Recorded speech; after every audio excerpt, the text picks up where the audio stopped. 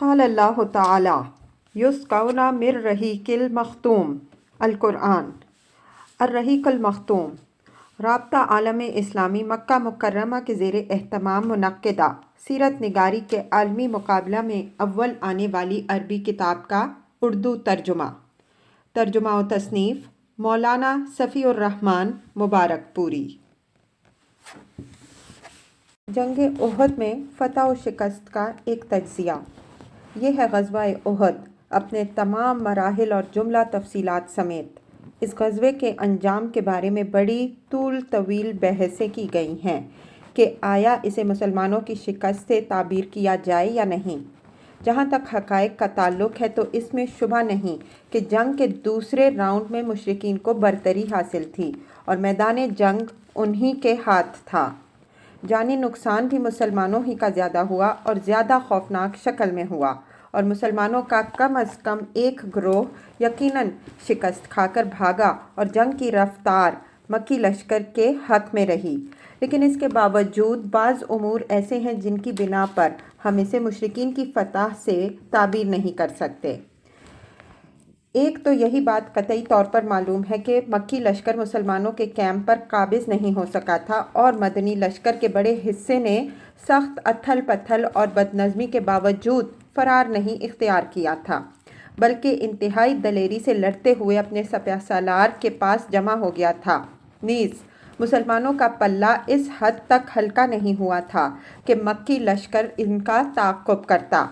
علاوہ ازیں کوئی ایک بھی مسلمان کافروں کی قید میں نہیں گیا، نہ کفار نے کوئی مال غنیمت حاصل کیا۔ پھر کفار جنگ کے تیسرے راؤنڈ کے لیے تیار نہیں ہوئے، حالانکہ اسلامی لشکر ابھی اپنے کیمپ میں تھا۔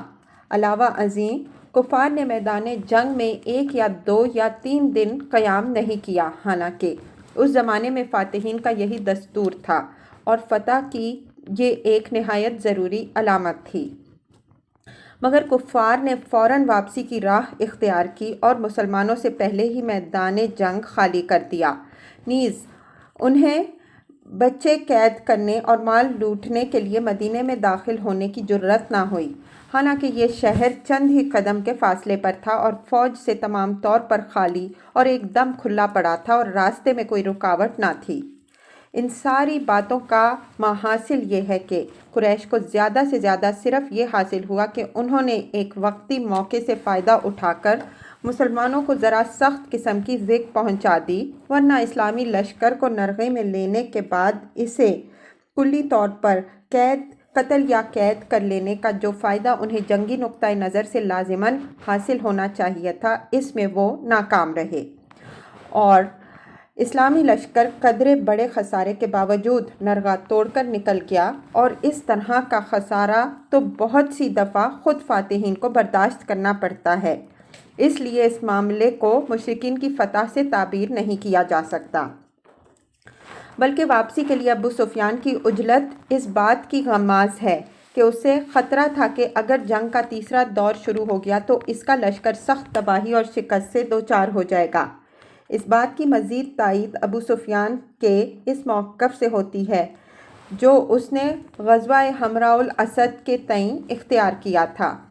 ایسی صورت میں ہم اس غزوے کو کسی ایک فریق کی فتح اور دوسرے کی شکست سے تعبیر کرنے کے بجائے غیر فیصلہ کن جنگ کہہ سکتے ہیں، جس میں ہر فریق نے کامیابی اور خسارے سے اپنا اپنا حصہ حاصل کیا، پھر میدان جنگ سے بھاگے بغیر اور اپنے کیمپ کو دشمن کے قبضے کے لیے چھوڑے بغیر لڑائی سے دامن کشی اختیار کر لی، اور غیر فیصلہ کن جنگ کہتے ہی اسی کو ہیں۔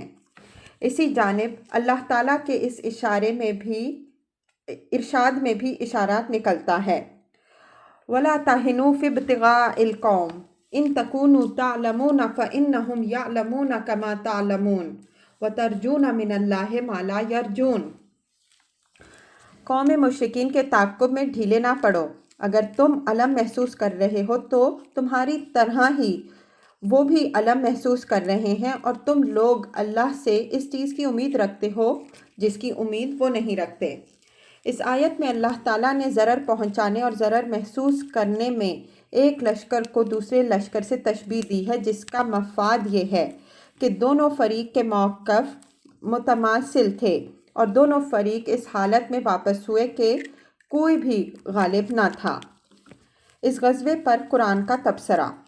بعد میں قرآن مجید نازل ہوا تو اس میں اس معرکے کے ایک ایک مرحلے پر روشنی ڈالی گئی اور تبصرہ کرتے ہوئے ان اسباب کی نشاندہی کی گئی جن کے نتیجے میں مسلمانوں کو ایک عظیم خسارے سے دوچار ہونا پڑا تھا، اور بتلایا گیا کہ اس طرح کے فیصلہ کن مواقع پر اہل ایمان اور یہ امت جسے دوسروں کے مقابل خیر امت ہونے کا امتیاز حاصل ہے، جن اونچے اور اہم مقاصد کے حصول کے لیے وجود میں لائی گئی ہے، ان کے لحاظ سے ابھی اہل ایمان کے مختلف گروہوں میں کیا کیا کمزوریاں رہ گئی ہیں۔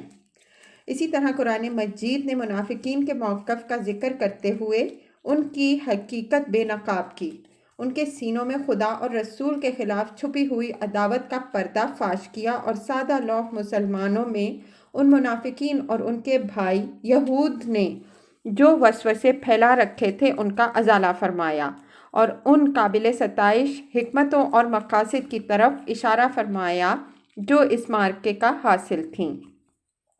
اس معرکے کے متعلق سورہ آل عمران کی 60 آیتیں نازل ہوئیں۔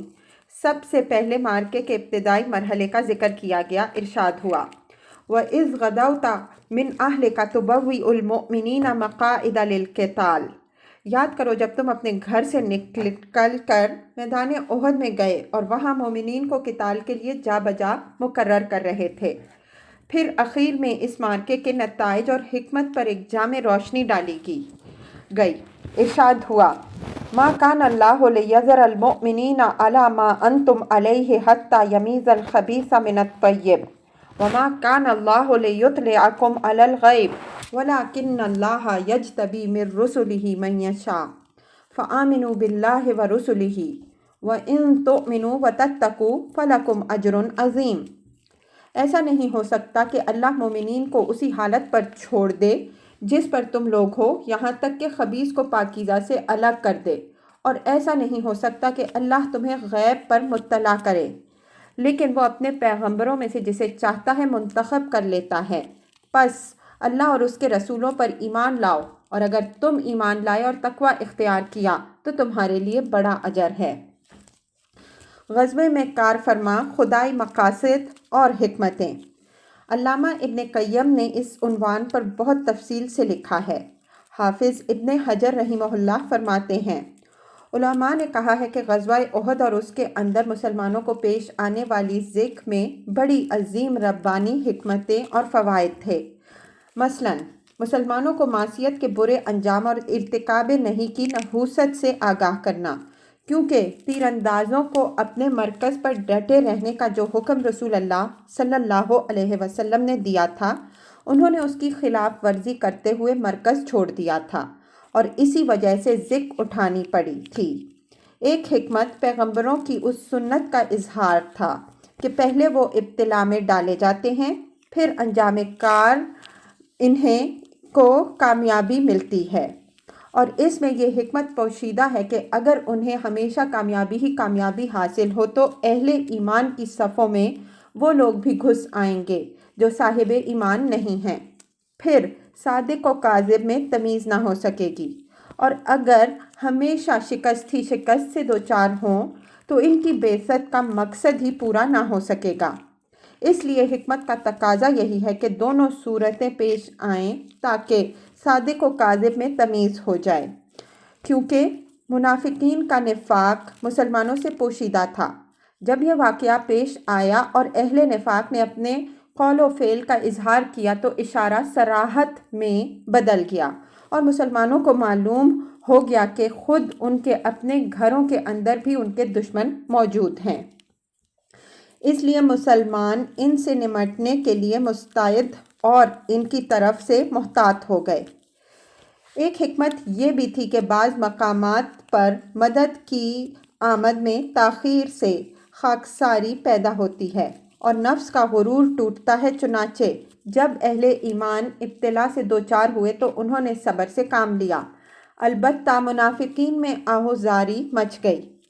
ایک حکمت یہ بھی تھی کہ اللہ نے اہل ایمان کے لیے اپنے اعزاز کے گھر یعنی جنت میں کچھ ایسے درجات تیار کر رکھے ہیں جہاں تک ان کے اعمال کی رسائی نہیں ہوتی، لہٰذا ابتلاء و محن کے بھی کچھ اسباب مقرر فرما رکھے ہیں تاکہ ان کی وجہ سے ان درجات تک اہل ایمان کی رسائی ہو جائے۔ اور ایک حکمت یہ بھی تھی کہ شہادت اولیاء کرام کا اعلیٰ ترین مرتبہ ہے، لہٰذا یہ مرتبہ ان کے لیے مہیا فرما دیا گیا۔ اور ایک حکمت یہ بھی تھی کہ اللہ اپنے دشمنوں کو ہلاک کرنا چاہتا تھا، لہٰذا ان کے لیے اس کے اسباب بھی فراہم کر دیے، یعنی کفر و ظلم اور اولیاء اللہ کی ایذا رسانی میں حد سے بڑھی ہوئی سرکشی، پھر ان کے اسی عمل کے نتیجے میں اہل ایمان کو گناہوں سے پاک و صاف کر دیا اور کافرین کو ہلاک کر دیا۔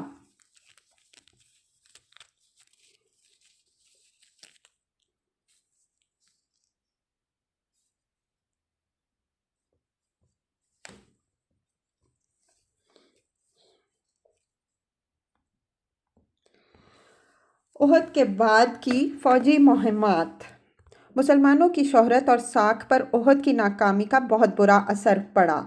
ان کی ہوا اکھڑ گئی اور مخالفین کے دلوں سے ان کی ہیبت جاتی رہی۔ اس کے نتیجے میں اہل ایمان کی داخلی اور خارجی مشکلات میں اضافہ ہو گیا۔ مدینے پر ہر جانب سے خطرات منڈلانے لگے۔ یہود، منافقین اور بدوؤں نے کھل کر عداوت کا مظاہرہ کیا اور ہر گروہ نے مسلمانوں کو ضک پہنچانے کی کوشش کی، بلکہ یہ توقع باندھ لی کہ وہ مسلمانوں کا کام تمام کر سکتا ہے اور انہیں بے خوبن سے اکھاڑ سکتا ہے۔ چنانچہ اس غزوے کو ابھی 2 مہینے بھی نہیں گزرے کہ بنو اسد نے مدینے پر چھاپا مارنے کی تیاری کی۔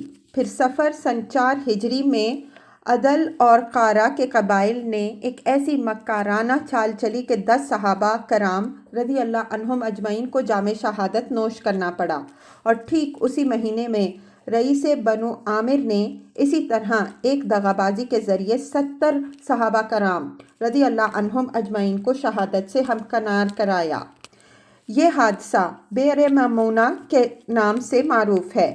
اس دوران بنو نذیر بھی کھلی عداوت کا مظاہرہ شروع کر چکے تھے، یہاں تک کہ انہوں نے ربیع الاول سن 4 ہجری میں خود نبی کریم صلی اللہ علیہ وسلم کو شہید کرنے کی کوشش کی۔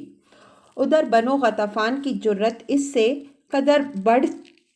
قدر بڑھ چکی تھی کہ انہوں نے جمادی الاول سن 4 ہجری میں مدینے پر حملے کا پروگرام بنایا۔ غرض مسلمانوں کی جو ساکھ غزوہ احد میں اکھڑ گئی تھی، اس کے نتیجے میں مسلمان ایک مدت تک پہم خطرات سے دوچار رہے، لیکن وہ تو نبی کریم صلی اللہ علیہ وسلم کی حکمت بالغہ تھی جس نے سارے خطرات کا رخ پھیر کر مسلمانوں کی ہیبت رفتہ واپس دلا دی اور انہیں دوبارہ مجد و عزت کے مقام بلند تک پہنچا دیا۔ اس سلسلے میں آپ صلی اللہ علیہ وسلم کا سب سے پہلا قدم حمراء الاسد تک مشرکین کے تعاقب کا تھا۔ اس کارروائی سے آپ صلی اللہ علیہ وسلم کے لشکر کی آبرو بڑی حد تک برقرار رہ گئی، کیونکہ یہ ایسا پروقار اور شجاعت پر مبنی جنگی اقدام تھا کہ مخالفین خصوصاً منافقین اور یہود کا منہ حیرت سے کھلے کا کھلا رہ گیا۔ پھر آپ صلی اللہ علیہ وسلم نے مسلسل ایسی جنگی کارروائیاں کی کہ ان سے مسلمانوں کی صرف سابقہ ہیبت ہی بحال نہیں ہوئی بلکہ اس میں مزید اضافہ بھی ہو گیا۔ اگلے صفحات میں انہی کا کچھ تذکرہ کیا جا رہا ہے۔ نمبر 1، سریہ ابو سلمہ رضی اللہ عنہ۔ جنگ احد کے بعد مسلمانوں کے خلاف سب سے پہلے بنو اسد بن خزیمہ کا قبیلہ اٹھا۔ اس کے متعلق مدینہ میں یہ اطلاع پہنچی کہ خویلد کے 2 بیٹے طلحہ اور سلمہ اپنی قوم اور اپنے اطاعت شعاروں کو لے کر بنو اسد کو رسول اللہ صلی اللہ علیہ وسلم پر حملے کی دعوت دیتے پھر رہے ہیں۔ رسول اللہ صلی اللہ علیہ وسلم نے جھٹ 150 انصار و مہاجرین کا ایک دستہ تیار فرمایا اور حضرت ابو سلمہ رضی اللہ عنہ کو اس کا علم دے کر سپہ سالار بنا کر روانہ فرما دیا۔ حضرت ابو سلمہ رضی اللہ عنہ نے بنو اسد کے حرکت میں آنے سے پہلے ہی ان پر اس قدر اچانک حملہ کیا کہ وہ بھاگ کر ادھر ادھر بکھر گئے۔ مسلمانوں نے ان کے اونٹ اور بکریوں پر قبضہ کر لیا اور سالم و غانم مدینہ واپس آ گئے۔ انہیں دو بدو جنگ بھی نہیں لڑنی پڑی۔ یہ سریہ محرم سن 4 ہجری کا چاند نمودار ہونے پر روانہ کیا گیا تھا۔ واپسی کے بعد حضرت ابو سلمہ رضی اللہ عنہ ایک زخم جو انہیں احد میں لگا تھا پھوٹ پڑا اور اس کی وجہ سے وہ جلد ہی وفات پا گئے۔ نمبر 2، عبداللہ بن انیس رضی اللہ عنہ کی مہم۔ اسی ماہ محرم سن 4 ہجری کی 5 تاریخ کو یہ خبر ملی کہ خالد بن سفیان حذلی مسلمانوں پر حملے کے لیے فوج کو جمع کر رہا ہے۔ رسول اللہ صلی اللہ علیہ وسلم نے اس کے خلاف کارروائی کے لیے عبداللہ بن انیس رضی اللہ عنہ کو روانہ فرمایا۔ عبداللہ بن انیس رضی اللہ عنہ مدینہ سے 18 روز باہر رہ کر 23 محرم کو واپس تشریف لائے۔ وہ خالد کو قتل کر کے اس کا سر بھی ہمراہ لائے۔ جب خدمت نبوی صلی اللہ علیہ وسلم میں حاضر ہو کر انہوں نے یہ سر آپ صلی اللہ علیہ وسلم کے سامنے پیش کیا تو آپ صلی اللہ علیہ وسلم نے انہیں ایک عصائے مرحمت فرمایا اور فرمایا کہ یہ میرے اور تمہارے درمیان قیامت کے روز نشانی رہے گا۔ چنانچہ جب ان کی وفات کا وقت آیا تو انہوں نے وصیت کی کہ یہ عصا بھی ان کے ساتھ ان کے کفن میں لپیٹ دیا جائے۔ نمبر 3، رجی کا حادثہ۔ اسی سال سن 4 ہجری کے ماہ سفر میں رسول اللہ صلی اللہ علیہ وسلم کے پاس عدل اور قارہ کے کچھ لوگ حاضر ہوئے اور ذکر کیا کہ ان کے اندر اسلام کا کچھ چرچا ہے۔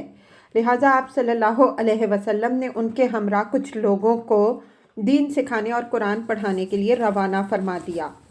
آپ صلی اللہ علیہ وسلم نے ابن اسحاق کے بقول 6 افراد کو اور صحیح بخاری کی روایت کے مطابق 10 افراد کو روانہ فرمایا، اور ابن اسحاق کے بقول مرزد بن ابی مرزد غنوی کو اور صحیح بخاری کی روایت کے مطابق عاصم بن عمر بن خطاب رضی اللہ عنہ کے نانا حضرت عاصم بن ثابت کو ان کا امیر مقرر فرمایا۔ جب یہ لوگ رابغ اور جدہ کے درمیان قبیلہ حذیل کے رجی نامی ایک چشمے پر پہنچے تو ان پر عدل اور قارہ کے مذکورہ افراد نے قبیلہ حذیل کی ایک شاخ بنو لیحان کو چڑھا دیا اور بنو لیحان کے کوئی 100 تیر انداز ان کے پیچھے لگ گئے اور نشانات قدم دیکھ دیکھ کر انہیں جا لیا۔ یہ صحابہ کرام رضی اللہ عنہم اجمعین ایک ٹیلے پر پناہ گیر ہوئے۔ بنو لیحان نے انہیں گھیر لیا اور کہا، تمہارے لیے عہد و پیمان ہے کہ اگر ہمارے پاس اتر آؤ تو ہم تمہارے کسی آدمی کو قتل نہیں کریں گے۔ حضرت عاصم رضی اللہ عنہ نے اترنے سے انکار کر دیا اور اپنے رفقا سمیت ان سے جنگ شروع کر دی۔ بالآخر تیروں کی بوچھاڑ سے 7 افراد شہید ہو گئے اور صرف 3 آدمی حضرت خبیب رضی اللہ عنہ، زید بن دثنہ رضی اللہ عنہ اور ایک صحابی باقی بچے۔ اب پھر بنو لیحان نے اپنا عہد و پیمان دہرایا اور ان پر تینوں صحابی ان کے پاس اتر آئے، لیکن انہوں نے قابو پاتے ہی بدعہدی کی اور انہیں اپنی کمانوں کی تانت سے باندھ لیا۔ اس پر تیسرے صحابی نے یہ کہتے ہوئے کہ یہ پہلی بدعہدی ہے، ان کے ساتھ جانے سے انکار کر دیا۔ انہوں نے کھینچ گھسیٹ کر ساتھ لے جانے کی کوشش کی لیکن کامیاب نہ ہوئے تو انہوں نے قتل کر دیا اور حضرت خبیب اور زید رضی اللہ عنہما کو مکہ لے جا کر بیچ دیا۔ ان دونوں صحابہ نے بدر کے روز اہل مکہ کے سرداروں کو قتل کیا تھا۔ حضرت خبیب رضی اللہ عنہ کچھ عرصہ اہل مکہ کی قید میں رہے، پھر مکہ والوں نے ان کے قتل کا ارادہ کیا اور انہیں حرم سے باہر تنعیم لے گئے۔ جب سولی پر چڑھانا چاہا تو انہوں نے فرمایا، مجھے چھوڑ دو، ذرا 2 رکعت نماز پڑھ لو۔ مشرکین نے چھوڑ دیا اور آپ نے 2 رکعت نماز پڑھی۔ جب سلام پھیر چکے تو فرمایا، بخدا اگر تم لوگ یہ نہ کہتے کہ میں جو کچھ کر رہا ہوں گھبراہٹ کی وجہ سے کر رہا ہوں تو میں کچھ اور طول دیتا۔ اس کے بعد فرمایا، اے اللہ انہیں ایک ایک کر کے گن لے، پھر انہیں بکھیر کر مارنا اور ان میں سے کسی ایک کو بھی باقی نہ چھوڑنا۔ اس کے بعد کچھ شعر کہے جن کا ترجمہ یہ ہے، لوگ میرے ارد گرد جمع ہو گئے ہیں اور قبائل کو چڑھا لائے ہیں اور سارا مجمع جمع کر لیا ہے، اپنے بیٹوں اور عورتوں کو بھی قریب لے آئے ہیں اور مجھے ایک لمبے مضبوط تنے کے قریب کر دیا گیا ہے، اور میں اپنی بے وطنی اور بے کسی کا شکوہ اور اپنی قتل گاہ کے پاس گروہوں کی جمع کردہ آفات کی فریاد اللہ ہی سے کر رہا ہوں۔ اے عرش والے، میرے خلاف دشمنوں کے جو ارادے ہیں اس پر مجھے صبر دے۔ انہوں نے مجھے بوٹی بوٹی کر دیا ہے اور میری خوراک بری ہو گئی ہے۔ انہوں نے مجھے کفر کا اختیار دیا ہے، حالانکہ موت اس سے کمتر اور آسان ہے۔ میری آنکھیں آنسو کے بغیر امنڈ آئی ہیں۔ میں مسلمان مارا جاؤں تو مجھے پرواہ نہیں کہ اللہ کی راہ میں کس پہلو پر قتل ہوں۔ یہ تو اللہ کی ذات کے لیے ہے اور وہ جو چاہے تو بوٹی بوٹی کیے ہوئے اعضاء کے جوڑ جوڑ میں برکت کر دے۔ اس کے بعد ابو سفیان نے حضرت خبیب رضی اللہ عنہ سے کہا، کیا تمہیں یہ بات پسند آئے گی کہ تمہارے بدلے محمد صلی اللہ علیہ وسلم ہمارے پاس ہوتے، ہم ان کی گردن مارتے اور تم اپنے اہل و عیال میں رہتے؟ انہوں نے کہا، نہیں، واللہ مجھے تو یہ بھی گوارا نہیں کہ میں اپنے اہل و عیال میں رہوں اور اس کے بدلے محمد صلی اللہ علیہ وسلم کو جہاں آپ ہیں وہیں رہتے ہوئے کانٹا بھی چبھ جائے اور وہ آپ کو تکلیف دے۔ اس کے بعد مشرکین نے انہیں سولی پر لٹکا دیا اور ان کی لاش کی نگرانی کے لیے آدمی مقرر کر دیے، لیکن حضرت عمر بن امیہ زمری رضی اللہ عنہ تشریف لائے اور رات کو جھانسا دے کر لاش اٹھائے لے گئے اور اسے دفن کر دیا۔ حضرت خبیب رضی اللہ عنہ کا قاتل عقبہ بن حارث تھا۔ حضرت خبیب رضی اللہ عنہ نے اس کے باپ حارث کو جنگ بدر میں قتل کیا تھا۔ صحیح بخاری میں مروی ہے کہ حضرت خبیب رضی اللہ عنہ پہلے بزرگ ہیں جنہوں نے قتل کے موقع پر 2 رکعت نماز پڑھنے کا طریقہ مشروع کیا۔ انہیں قید میں دیکھا گیا کہ وہ انگور کے گچھے کھا رہے تھے، حالانکہ ان دنوں مکہ میں کھجور بھی نہیں ملتی تھی۔ دوسرے صحابی جو اس واقعے میں گرفتار ہوئے تھے یعنی حضرت زید بن دثنہ رضی اللہ عنہ، انہیں صفوان بن امیہ نے خرید کر اپنے باپ کے بدلے قتل کر دیا۔ قریش نے اس مقصد کے لیے بھی آدمی بھیجے کہ حضرت عاصم رضی اللہ عنہ کے جسم کا کوئی ٹکڑا لائے جس سے انہیں پہچانا جا سکے، کیونکہ انہوں نے جنگ بدر میں قریش کے کسی عظیم آدمی کو قتل کیا تھا، لیکن اللہ نے ان پر بھیڑوں کا جھنڈ بھیج دیا جس نے قریش کے آدمیوں سے ان کی لاش کی حفاظت کی اور یہ لوگ ان کا کوئی حصہ حاصل کرنے پر قدرت نہ پا سکے۔ در حقیقت حضرت عاصم رضی اللہ عنہ نے اللہ تعالیٰ سے یہ عہد و پیمان کر رکھا تھا کہ نہ انہیں کوئی مشرک چھوئے گا اور نہ وہ کسی مشرک کو چھوئیں گے۔ بعد میں جب حضرت عمر رضی اللہ عنہ کو اس واقعے کی خبر ہوئی تو فرمایا کرتے تھے کہ اللہ مومن بندے کی حفاظت اس کی وفات کے بعد بھی کرتا ہے جیسے اس کی زندگی میں کرتا ہے۔ نمبر 4، بئر معمونہ کا المیہ۔ جس مہینے رجی کا حادثہ پیش آیا، ٹھیک اسی مہینے بئر معمونہ کا المیہ بھی پیش آیا جو رجی کے حادثے سے کہیں زیادہ سنگین تھا۔ اس واقعے کا خلاصہ یہ ہے کہ ابو براء عامر بن مالک جو ملاعب الصنع نیزوں سے کھیلنے والے کے لقب سے مشہور تھا، مدینہ میں خدمت نبوی صلی اللہ علیہ وسلم میں حاضر ہوا۔ آپ صلی اللہ علیہ وسلم نے اسے اسلام کی دعوت دی۔ اس نے اسلام تو قبول نہیں کیا لیکن دوری بھی اختیار نہیں کی۔ اس نے کہا، اے اللہ کے رسول صلی اللہ علیہ وسلم، اگر آپ صلی اللہ علیہ وسلم اپنے اصحاب کو دعوت دین کے لیے اہل نجد کے پاس بھیجیں تو مجھے امید ہے کہ وہ لوگ آپ کی دعوت قبول کر لیں گے۔ آپ صلی اللہ علیہ وسلم نے فرمایا، مجھے اپنے صحابہ کے متعلق اہل نجد سے خطرہ ہے۔ ابو براء نے کہا، وہ میری پناہ میں ہوں گے۔ اس پر نبی صلی اللہ علیہ وسلم نے ابن اسحاق کے بقول 40 اور صحیح بخاری کی روایت کے مطابق 70 آدمیوں کو اس کے ہمراہ بھیج دیا۔ 70 ہی کی روایت درست ہے، اور منذر بن عمر کو جو بنو ساعدہ سے تعلق رکھتے تھے اور معتقل للموت، موت کے لیے آزاد کردہ کے لقب سے مشہور تھے، ان کا امیر بنا دیا۔ یہ لوگ فضلاء، قراء اور سادات و اخیار صحابہ تھے۔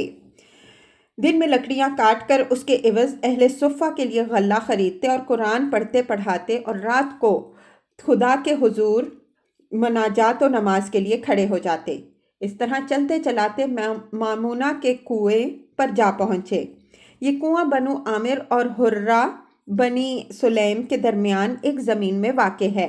وہاں پڑاؤ ڈالنے کے بعد ان صحابہ کرام رضی اللہ عنہم اجمعین نے سلیم کے بھائی حرام بن ملحان رضی اللہ عنہ کو رسول اللہ صلی اللہ علیہ وسلم کا خط دے کر دشمن خدا عامر بن طفیل کے پاس روانہ کیا، لیکن اس نے خط کو دیکھا تک نہیں اور ایک آدمی کو اشارہ کر دیا، جس نے حضرت حرام رضی اللہ عنہ کو پیچھے سے اس زور کا نیزہ مارا کہ وہ نیزہ آر پار ہو گیا۔ خون دیکھ کر حضرت حرام رضی اللہ عنہ نے فرمایا، اللہ اکبر، رب کعبہ کی قسم، میں کامیاب ہو گیا۔ اس کے بعد فوراً ہی اس دشمن خدا عامر نے باقی صحابہ رضی اللہ عنہم اجمعین پر حملہ کرنے کے لیے اپنے قبیلے بنی عامر کو آواز دی، مگر انہوں نے ابو البراء کی پناہ کے پیش نظر اس کی آواز پر کان نہ دھرے۔ ادھر سے مایوس ہو کر اس شخص نے بنو سلیم کو آواز دی۔ بنو سلیم کے 3 قبیلوں اسیہ، رعل اور ذکوان نے اس پر لبیک کہا اور جھٹ آ کر صحابہ کرام رضی اللہ عنہم اجمعین کا محاصرہ کر لیا۔ جواباً اصحابہ کرام رضی اللہ عنہم اجمعین نے بھی لڑائی کی، مگر سب کے سب شہید ہو گئے۔ صرف حضرت کعب بن زید بن نجار رضی اللہ عنہ زندہ بچے۔ انہیں شہداء کے درمیان سے زخمی حالت میں اٹھا لایا گیا اور وہ جنگ خندق تک حیات رہے۔ اس کے علاوہ مزید 2 صحابہ حضرت عمر بن امیہ زمری رضی اللہ عنہ اور حضرت منذر بن عقبہ بن عامر رضی اللہ عنہ اونٹ چرا رہے تھے۔ انہوں نے جائے واردات پر چڑیوں کو منڈلاتے دیکھا تو سیدھے جائے واردات پر پہنچے۔ پھر حضرت منذر رضی اللہ عنہ تو اپنے رفقاء کے ساتھ مل کر مشرکین سے لڑتے ہوئے شہید ہو گئے، اور حضرت عمر بن امیہ زمری رضی اللہ عنہ کو قید کر لیا گیا۔ لیکن جب بتایا گیا کہ ان کا تعلق قبیلہ مضر سے ہے تو عامر نے ان کی پیشانی کے بال کٹوا کر اپنی ماں کی طرف سے، جس پر ایک گردن آزاد کرنے کی نظر تھی، آزاد کر دیا۔ حضرت عمر بن امیہ زمری رضی اللہ عنہ اس دردناک المیہ کی خبر لے کر مدینہ پہنچے۔ ان 70 فاضل مسلمین کی شہادت کے المیہ نے جنگ احد کا چرخہ تازہ کر دیا، اور یہ اس لحاظ سے زیادہ المناک تھا کہ شہدائے احد تو ایک کھلی ہوئی اور دو بدو جنگ میں مارے گئے تھے، مگر یہ بیچارے ایک شرمناک غداری کی نظر ہو گئے۔ حضرت عمر بن امیہ زمری رضی اللہ عنہ واپسی میں وادی کنات کے سرے پر واقع مقام کرکرہ پہنچے تو ایک درخت کے سائے میں اتر پڑے۔ وہیں بنو کلاب کے 2 آدمی بھی آ کر اتر رہے۔ جب وہ دونوں بے خبر سو گئے تو حضرت عمر بن امیہ رضی اللہ عنہ نے ان دونوں کا صفایا کر دیا۔ ان کا خیال تھا کہ اپنے ساتھیوں کا بدلہ لے رہے ہیں، حالانکہ ان دونوں کے پاس رسول اللہ صلی اللہ علیہ وسلم کی طرف سے عہد تھا، مگر حضرت عمر رضی اللہ عنہ جانتے نہ تھے۔ چنانچہ جب مدینہ آ کر انہوں نے رسول اللہ صلی اللہ علیہ وسلم کو اپنی اس کارروائی کی خبر دی تو آپ صلی اللہ علیہ وسلم نے فرمایا، تم نے ایسے 2 آدمیوں کو قتل کیا ہے جن کی دیت مجھے لازماً ادا کرنی ہے۔ اس کے بعد آپ صلی اللہ علیہ وسلم مسلمان اور ان کے حلفاء یہود سے دیت جمع کرنے میں مشغول ہو گئے، اور یہی واقعہ غزوہ بنی نذیر کا سبب بنا، جیسا کہ آگے آ رہا ہے۔ رسول اللہ صلی اللہ علیہ وسلم کو معونہ اور رجی کے ان المناک واقعات سے جو چند ہی دن آگے پیچھے پیش آئے تھے، اس قدر رنج پہنچا کہ آپ صلی اللہ علیہ وسلم قدر غمگین ہوئے کہ جن قوموں اور قبیلوں نے ان صحابہ کرام رضی اللہ عنہم اجمعین کے ساتھ غدر و قتل کا یہ سلوک کیا تھا، آپ صلی اللہ علیہ وسلم نے ان پر 1 مہینے تک بد دعا فرمائی۔ چنانچہ صحیح بخاری میں حضرت انس رضی اللہ عنہ سے مروی ہے کہ جب لوگوں نے آپ صلی اللہ علیہ وسلم کے صحابہ رضی اللہ عنہم اجمعین کو بیر معونہ پر شہید کیا تھا، آپ صلی اللہ علیہ وسلم نے ان پر 30 روز تک بد دعا کی۔ آپ صلی اللہ علیہ وسلم نماز فجر میں رعل، ذکوان، لحیان اور عصیہ پر بد دعا کرتے تھے اور فرماتے تھے کہ عصیہ نے اللہ اور اس کے رسول صلی اللہ علیہ وسلم کی معصیت کی ہے۔ اللہ تعالیٰ نے اس بارے میں اپنے نبی پر وحی نازل کی جو بعد میں منسوخ ہو گئی۔ وہ وحی کیا تھی؟ ہماری قوم کو یہ بتلا دو کہ ہم اپنے رب سے ملے تو وہ ہم سے راضی ہے اور ہم اس سے راضی ہیں۔ اس کے بعد رسول اللہ صلی اللہ علیہ وسلم نے اپنا یہ قنوت ترک فرما دیا۔ نمبر 5، غزوہ بنی نذیر۔ ہم بتا چکے ہیں کہ یہود اسلام اور مسلمانوں سے جلتے بھنتے تھے، مگر چونکہ وہ مرد میدان نہ تھے، سازشی اور دسیسہ کار تھے، اس لیے جنگ کے بجائے کینے اور عداوت کا مظاہرہ کرتے تھے اور مسلمانوں کو عہد و پیمان کے باوجود اذیت دینے کے لیے طرح طرح کے حیلے اور تدبیریں کرتے تھے۔ البتہ بنو قینقاع کی جلاوطنی اور کعب بن اشرف کے قتل کا واقعہ پیش آیا تو ان کے حوصلے ٹوٹ گئے اور انہوں نے خوف زدہ ہو کر خاموشی اور سکون اختیار کر لیا۔ لیکن غزوہ احد کے بعد ان کی جرت پھر پلٹ آئی۔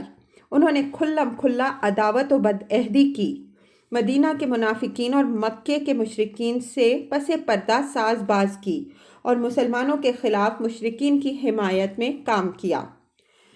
نبی صلی اللہ علیہ وسلم نے سب کچھ جانتے ہوئے صبر سے کام لیا، لیکن رجی اور معونہ کے حادثات کے بعد یہود کی جرت و جسارت حد سے بڑھ گئی اور انہوں نے نبی صلی اللہ علیہ وسلم ہی کے خاتمے کا پروگرام بنا لیا۔ اس کی تفصیل یہ ہے کہ نبی صلی اللہ علیہ وسلم اپنے چند صحابہ رضی اللہ عنہم اجمعین کے ہمراہ یہود کے پاس تشریف لے گئے اور ان سے بنو کلاب کے ان دونوں مقتولین کی دیت میں اعانت کے لیے بات چیت کی، جنہیں حضرت عمر بن امیہ زمری رضی اللہ عنہ نے غلطی سے قتل کر دیا تھا۔ ان پر معاہدے کی روح سے یہ اعانت واجب تھی۔ انہوں نے کہا، ابو القاسم، ہم ایسا ہی کریں گے، آپ یہاں تشریف رکھیے، ہم آپ کی ضرورت پوری کیے دیتے ہیں۔ آپ صلی اللہ علیہ وسلم ان کے گھر کی ایک دیوار سے ٹیک لگا کر بیٹھ گئے اور ان کے وعدے کی تکمیل کا انتظار کرنے لگے۔ آپ صلی اللہ علیہ وسلم کے ساتھ حضرت ابو بکر رضی اللہ عنہ، حضرت عمر رضی اللہ عنہ، حضرت علی رضی اللہ عنہ اور صحابہ کرام رضی اللہ عنہم اجمعین کی ایک جماعت بھی تشریف فرما تھی۔ ادھر یہود تنہائی میں جمع ہوئے تو ان پر شیطان سوار ہو گیا اور جو بدبختی ان کا نوشتہ تقدیر بن چکی تھی اسے شیطان نے خوشنما بنا کر پیش کیا۔ یعنی ان یہود نے باہم مشورہ کیا کہ کیوں نہ نبی صلی اللہ علیہ وسلم ہی کو قتل کر دیا جائے۔ چنانچہ انہوں نے کہا، کون ہے جو اس چکی کو لے کر اوپر جائے اور آپ صلی اللہ علیہ وسلم کے سر پر گرا کر آپ صلی اللہ علیہ وسلم کو کچل دے۔ اس پر ایک بدبخت یہودی عمر بن جہاش نے کہا، میں ان لوگوں میں سے سلام بن مشکم نے کہا، میں ابھی کہ ایسا نہ کرو، کیونکہ خدا کی قسم انہیں تمہارے ارادوں کی خبر دے دی جائے گی اور پھر ہمارے اور ان کے درمیان جو عہد و پیمان ہے یہ اس کی خلاف ورزی بھی ہے۔ لیکن انہوں نے ایک نہ سنی اور اپنے منصوبے کو روبہ عمل لانے کے عزم پر برقرار رہے۔ ادھر رب العالمین کی طرف سے رسول اللہ صلی اللہ علیہ وسلم کے پاس حضرت جبریل علیہ السلام تشریف لائے اور آپ صلی اللہ علیہ وسلم کو یہود کے ارادے سے باخبر کیا۔ آپ صلی اللہ علیہ وسلم تیزی سے اٹھے اور مدینے کی طرف چل پڑے۔ بعد میں صحابہ کرام رضی اللہ عنہم اجمعین بھی آپ صلی اللہ علیہ وسلم سے آن ملے اور کہنے لگے، آپ صلی اللہ علیہ وسلم اٹھ آئے اور ہم سمجھ نہ سکے۔ آپ صلی اللہ علیہ وسلم نے بتلایا کہ یہود کا کیا ارادہ تھا۔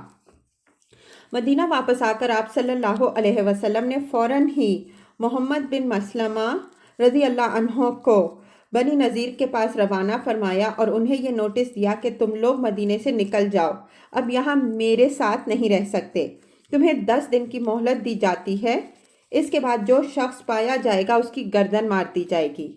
اس نوٹس کے بعد یہود کو جلا وطنی کے سوا کوئی چارہ کار سمجھ میں نہیں آیا، چنانچہ وہ چند دن تک سفر کی تیاریاں کرتے رہے، لیکن اسی دوران عبداللہ بن ابی رئیس المنافقین نے کہلا بھیجا کہ اپنی جگہ برقرار رہو، ڈٹ جاؤ اور گھر بار نہ چھوڑو، میرے پاس 2000 مردان جنگی ہیں جو تمہارے ساتھ قلعے میں داخل ہو کر تمہاری حفاظت میں جان دے دیں گے، اور اگر تمہیں نکالا ہی گیا تو ہم بھی تمہارے ساتھ نکل جائیں گے اور تمہارے بارے میں کسی سے ہرگز دبیں گے نہیں، اور اگر تم سے جنگ کی گئی تو ہم تمہاری مدد کریں گے، اور بنو قریظہ اور بنو غطفان جو تمہارے حلیف ہیں وہ بھی تمہاری مدد کریں گے۔ یہ پیغام سن کر یہود کی خود اعتمادی پلٹ آئی اور انہوں نے طے کر لیا کہ جلا وطن ہونے کے بجائے ٹکر لی جائے۔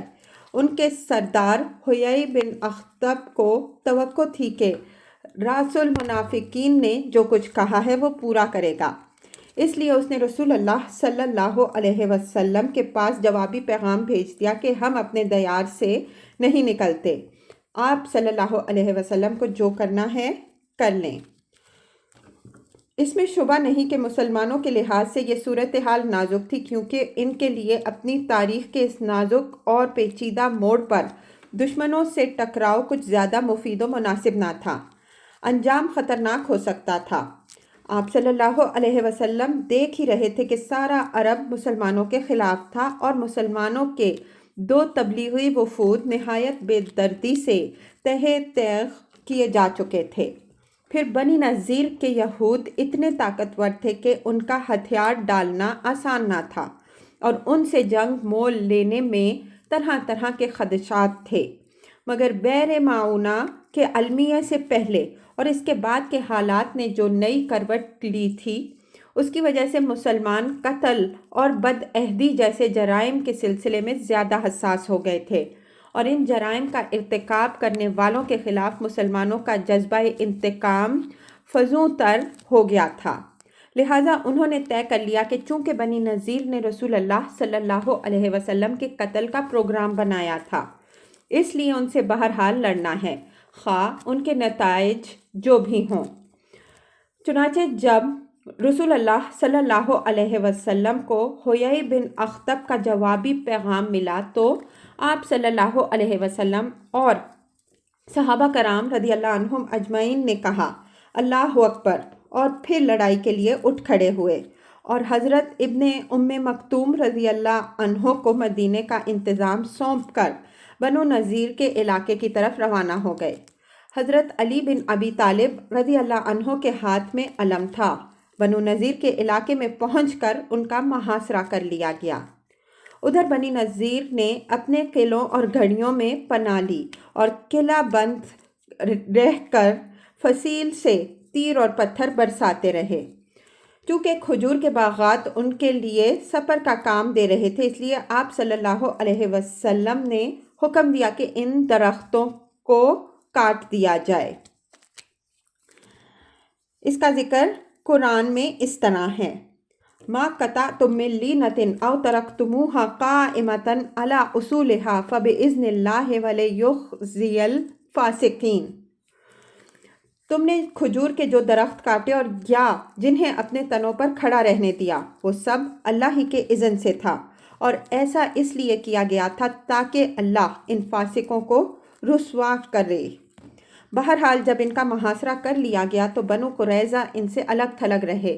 عبداللہ بن ابی نے بھی خیانت کی اور ان کے حلیف غطفان بھی مدد کو نہ آئے، غرض کوئی بھی انہیں مدد دینے یا ان کی مصیبت ٹالنے پر آمادہ نہ ہوا۔ اس لیے اللہ تعالیٰ نے ان کے واقعے کی مثال یوں بیان فرمائی ہے، کمثل الشیطان اذ قال للانسان اکفر فلما کفر قال انی بریء منک۔ جیسے شیطان انسان سے کہتا ہے کہ کفر کرو، اور جب وہ کفر کر بیٹھتا ہے تو شیطان کہتا ہے میں تم سے بری ہوں۔ محاصرے نے کچھ زیادہ طول نہیں پکڑا بلکہ صرف 6 رات یا بقول بعض 15 رات جاری رہا کہ اس دوران اللہ نے ان کے دلوں میں رعب ڈال دیا، ان کے حوصلے ٹوٹ گئے، وہ ہتھیار ڈالنے پر آمادہ ہو گئے اور رسول اللہ صلی اللہ علیہ وسلم کو کہلوا بھیجا کہ ہم مدینے سے نکلنے کو تیار ہیں۔ آپ صلی اللہ علیہ وسلم نے ان کی جلاوطنی کی پیشکش منظور فرما لی اور یہ بھی منظور فرما لیا کہ وہ اسلحہ کے سوا باقی جتنا ساز و سامان اونٹوں پر لاد سکتے ہوں سب لے کر بال بچوں سمیت چلے جائیں۔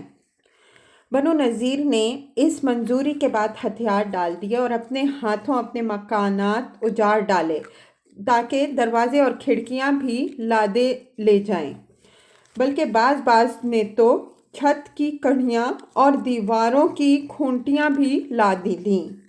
پھر عورتوں اور بچوں کو سوار کیا اور 600 اونٹوں پر لد لدا کر روانہ ہو گئے۔ بیشتر یہود اور ان کے اکابر مثلاً حیی بن اخطب اور سلام بن ابو الحقیق نے خیبر کا رخ کیا۔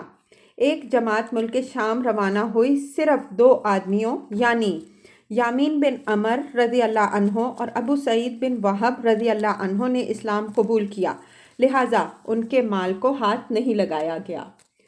رسول اللہ صلی اللہ علیہ وسلم نے شرط کے مطابق بنو نذیر کے ہتھیار، زمین، گھر اور باغات اپنے قبضے میں لے لیے۔ ہتھیار میں 50 زرہیں، 50 خود اور 340 تلواریں تھیں۔ بنو نذیر کے یہ باغات، زمین اور مکانات خالص رسول اللہ صلی اللہ علیہ وسلم کا حق تھا۔ آپ صلی اللہ علیہ وسلم کو اختیار تھا کہ آپ صلی اللہ علیہ وسلم اسے اپنے لیے محفوظ رکھیں یا جسے چاہیں دیں۔ چنانچہ آپ صلی اللہ علیہ وسلم نے مال غنیمت کی طرح ان اموال کا خمس، 5واں حصہ نہیں نکالا، کیونکہ اس سے اللہ نے آپ صلی اللہ علیہ وسلم کو بطور فے دیا تھا۔ مسلمانوں نے اس پر گھوڑے اور اونٹ دوڑا کر اسے بزور شمشیر فتح نہیں کیا تھا، لہٰذا آپ صلی اللہ علیہ وسلم نے اپنے اس اختیار خصوصی کے تحت اس پورے مال کو صرف مہاجرین اولین پر تقسیم فرمایا۔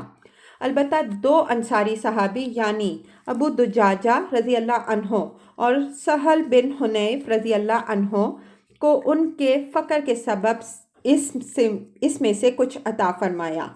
اس کے علاوہ آپ صلی اللہ علیہ وسلم نے ایک چھوٹا سا ٹکڑا اپنے لیے محفوظ رکھا، جس میں سے آپ صلی اللہ علیہ وسلم اپنی ازواج المطہرات رضی اللہ عنہن اجمعین کا سال بھر کا خرچ نکالتے تھے، اور اس کے بعد جو کچھ بچتا تھا اسے جہاد کی تیاری کے لیے ہتھیار اور گھوڑوں کی فراہمی میں صرف فرما دیتے تھے۔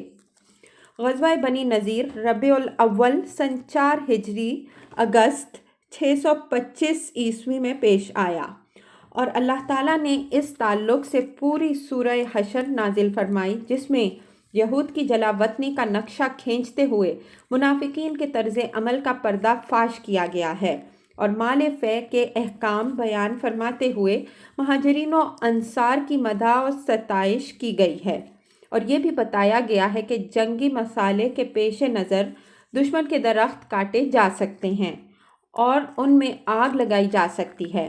ایسا کرنا فساد فی الارض نہیں ہے۔ پھر اہل ایمان کو تقوی کے التزام اور آخرت کی تیاری کی تاکید کی گئی ہے۔ ان سب کے بعد اللہ تعالیٰ نے اپنی حمد و ثنا فرماتے ہوئے اور اپنے اسماء و صفات کو بیان کرتے ہوئے سورہ ختم فرما دی ہے۔